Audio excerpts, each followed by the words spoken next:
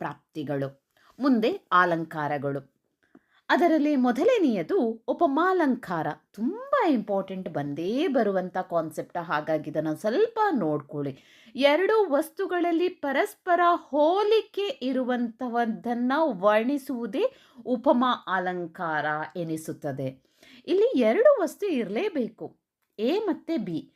A ಮತ್ತು ಬಿಯನ್ನು ಹೋಲಿಸಿ ಹೇಳುವಂಥದ್ದನ್ನು ನಾವು ಉಪಮಾಲಂಕಾರ ಅಂತ ಹೇಳ್ತೇವೆ.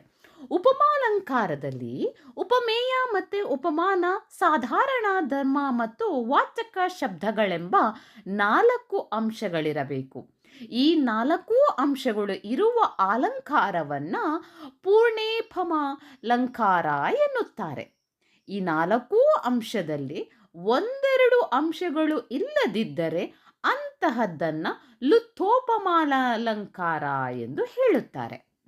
ನೋಡ್ತಾ ಹೋಗೋಣ. ಉದಾಹರಣೆಗೆ, ಗೀಜಗನ ಗೂಡುಗಳು ತೊಟ್ಟಿಲಿನಂತೆ ತೂಗುತ್ತಿದ್ದವು. ಗೂಡು, ತೊಟ್ಟಿಲು ನೋಡ್ಕೊಳ್ಳಿ. ಅಲಂಕಾರ ಇಲ್ಲಿ ಏನಾಗಿದೆ? ಉಪಮಾಲಂಕಾರ. ಅಲ್ಲಿ ಹೋಲಿಕೆ ಇದೆ. ಲಕ್ಷಣ, ಎರಡು ವಸ್ತುಗಳಲ್ಲಿ ಪರಸ್ಪರ ಹೋಲಿಕೆಯನ್ನ ವರ್ಣಿಸುವುದೇ ಉಪಮಾಲಂಕಾರ. ಅಲ್ಲಿ ನೋಡ್ಬೋದು, ಗೂಡನ್ನ ತೊಟ್ಟಿಲಿಗೆ ಹೋಲಿಸಿರುವುದರಿಂದ ಇದು ಉಪಮಾಲಂಕಾರ ಆಗಿದೆ.